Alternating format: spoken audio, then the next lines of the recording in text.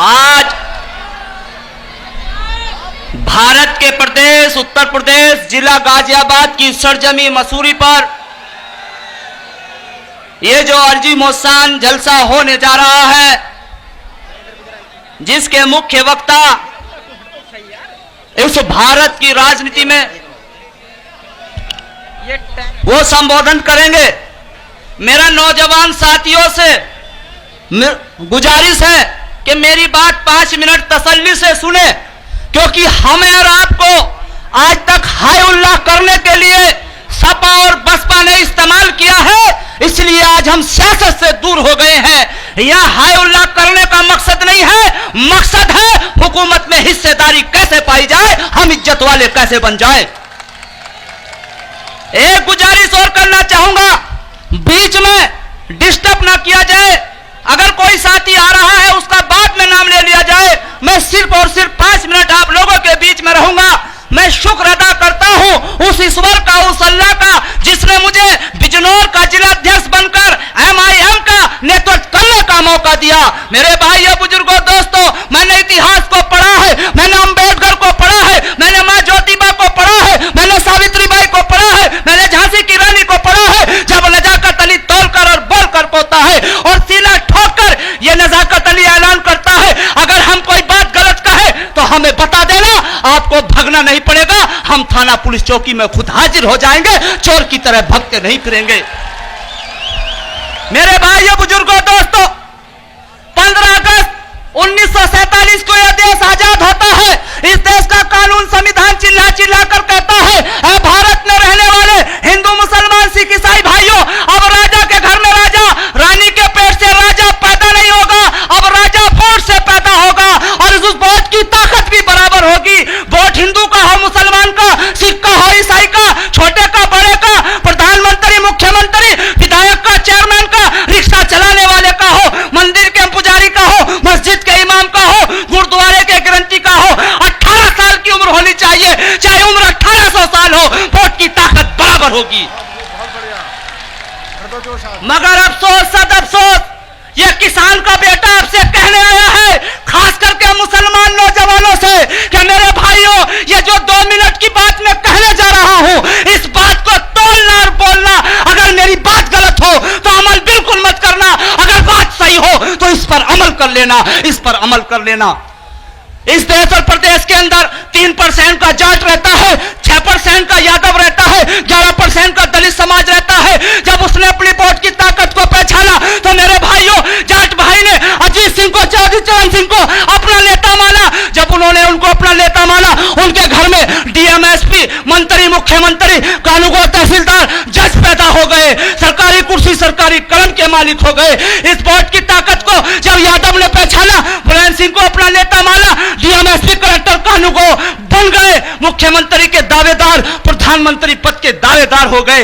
इसी देश प्रदेश के अंदर वो मेरा दलित समाज, जिसको लोग खाट पर नहीं बैठाया करते थे, जिसके घर के आगे नहीं निकला करते थे, जिसको मंदिर में जाने की इजाजत नहीं थी, अगर मंदिर में दलित चला जाता था तो कुआं हो जाता था, और कुत्ता चला जाता था तो महाउत्तम कहलाता था। जब उस समाज ने वोट की ताकत को पहचाना तो वो भी इज्जत वाला बन गया, DM SP, कलेक्टर, कानून बन गए।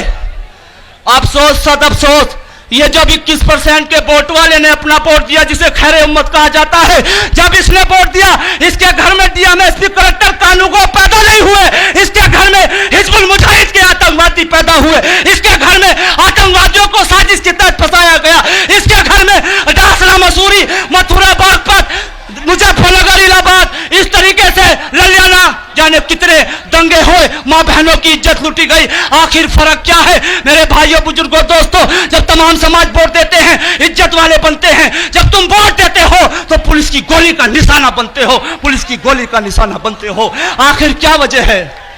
आखिर क्या वजह है? वजह इसलिए है क्योंकि हमने टिकट मांगने वाले पैदा किए हैं, टिकट बांटने वाले पैदा नहीं किए। मैं कोई आलिम नहीं हूं, मैंने आलिमों की जूती और ठोकरों में बैठकर पढ़ा और सुना है कि मांगने वाले हाथ से ज्यादा अफजल देने वाला हाथ होता है।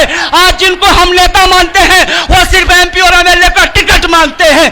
असदुद्दीन ओवैसी साहब आए हैं कि अब हम भी टिकट बांटने का काम करेंगे और वोट मांगने का काम करेंगे। अब हम आपको हिस्सेदारी दिलाने के काम करेंगे।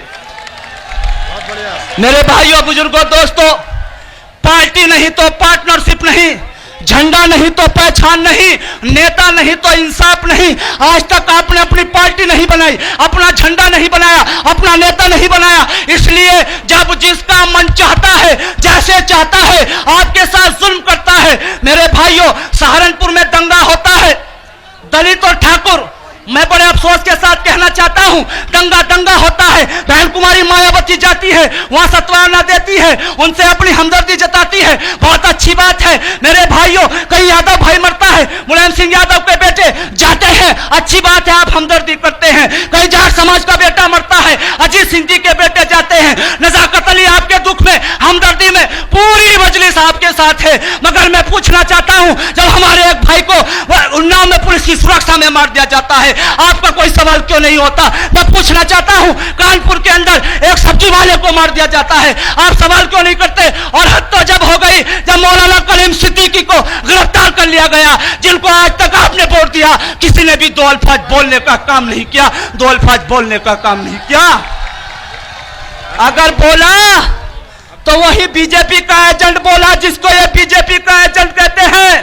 अखिलेश यादव जी, मैं पूछना चाहता हूं आपसे, मेरा सवाल आपसे इसलिए है क्योंकि हम सबसे ज्यादा वोट समाजवादी को देते हैं। जिला मिर्जापुर नोट कर लेना, क्योंकि ये जो समाजवादी बसपा के हमारे भाई हैं, बहस बहुत करते हैं। इसलिए नजाकत अली तारीख के साथ बताता है, सन 2018 में योगी की सरकार में एक यादव का पुलिस ने एनकाउंटर कर दिया। ये मैं नहीं कहता, योगी जी की पुलिस कहती है कि वो बदमाश था।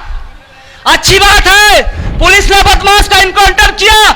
जब तक बदमाशों के इनकाउंटर नहीं होंगे, इस देश में सुख शांति नहीं होगी।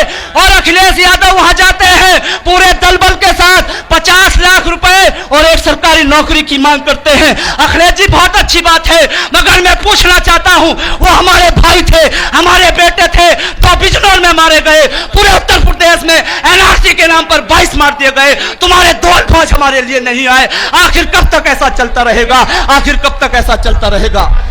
मेरे भाइयों, बुजुर्गों, दोस्तों, वक्त का जा है, वक्त इजाजत नहीं देता। मैं अपनी बात खत्म करता हूं। मैं आपसे अपील करने आया हूं कि आप लोग अपने वोट को मजलिस के खाते में गिनवा देना। इंशाअल्लाह 22 में जो कुर्सी लखनऊ के अंदर रखी है, जिसकी 4 टांग है, एक टांग हमारी होगी। और हम भी कहेंगे इन सपा बसपा लोकदल वालों से, क्या हो, अब हमने भी लखनऊ में घर बना लिया है, एक तुम्हारे घर के सामने। और बात होगी हिस्सेदारी की, और जब उस कुर्सी में हमारा साझा हो जाएगा, कोई हमारी बात नहीं मानेगा, तो एक डंडा जो चौथा हमारा होगा, उस डंडे को खींच लिया जाएगा और उस मुख्यमंत्री की कुर्सी घेर दिया जाएगा। कोई भी फैसला हमारे बिना नहीं होगा। मेरे भाइयों, बुजुर्गों, दोस्तों, कुछ लोग पुलिस को दोष देते हैं, पुलिस ये कर रही है, पुलिस वो कर रही है। मैं बड़ी ईमानदारी के साथ कहता हूं, इस प्रदेश और देश के अंदर पुलिस ही एक ऐसी चीज है जो सबके साथ इंसाफ करती है। उनको अपनी नौकरी करनी होती है। डंडा अखिलेश का होता है, उसकी बजाते हैं। डंडा योगी का होता है, उसकी बजाते हैं। जब डंडा हमारे हाथ में होगा तो फिर हमारी बजाने का काम करेंगे। मेरे भाइयों, बुजुर्गों, दोस्तों, ये किसान का बेटा यूं ही राजनीति करने नहीं आया, एमपी एमएलए बनना मकसद नहीं। मकसद तो ये है कि इस देश प्रदेश के अंदर आपको नहीं, तमाम ओबीसी समाज के हमारे हिंदू भाई जो हक और इंसाफ के लिए दर दर भटक रहे हैं, आज तक उनको इंसाफ नहीं मिल रहा। एक जनरल समाज के बेटे ने एक सैनी समाज के ऐसे हुआ करते थे, एटा में अलीगढ़ के अंदर उनको थाने में घुसकर मारा था, उनको भी हक और इंसाफ नहीं मिल रहा। जब वो समाज एक जगह इकट्ठा हुआ तब उनको लाइन हाजिर से बहाल किया गया था। सैनी है, साक्य है, पाल है, प्रजापति है, गरीब गुज्जर है, गरीब जाट है, गरीब ठाकुर है, गरीब पंडित है, जो भी हमारा भाई है, सबको हक और इंसाफ दिया जाएगा। और वो इंसाफ कब मिलेगा? जब आप लोग अपना वोट पतंग के निशान पर दे दोगे और फैसला असदुद्दीन ओवैसी पर छोड़ दोगे। वरना साथियों आपको कुछ नहीं मिलने वाला। मैं अपनी बात खत्म करता हूं, वक्त इजाजत नहीं देता। मुझसे कहने सुनने में कोई गलती हुई तो माफ करना, आपका भाई और आपका बेटा हूं। जब आप यहां से जाओ लोगों को बताना और समझाना, बहस किसी से ना करना। या पुलिस प्रशासन खड़ा है उनका सहयोग करना, और ये लोग कहें कि रैली हो तो मजलिस जैसी हो, जहां का कार्यकर्ता पूरा तन मन धन से सहयोग करता है। हमें एक नमूना पेश करना है। हम लाठी लेकर किसी का इंसाफ छीनने नहीं बल्कि इंसाफ देने के लिए आए हैं, इंसाफ देने के लिए आए हैं। मैं अपनी बात खत्म करता हूं इन 2 लाइनों के साथ कि जमाना बहुत बुरा है। इस जमाने की हवा कोई दीवाना बताएगा कि जमाना बहुत बुरा है। इस जमाने की हवा कोई दीवाना बताएगा, और ना जाओ हमारे लिवाज पर, हम क्या चीज है ये आने वाला वक्त बताएगा, आने वाला वक्त बताएगा। जय राष्ट्रीय एकता, जय भारत। इस देश में हिंदू मुसलमान के दुश्मन हो जा गारत। अस्सलाम वालेकुम, जय हिंद।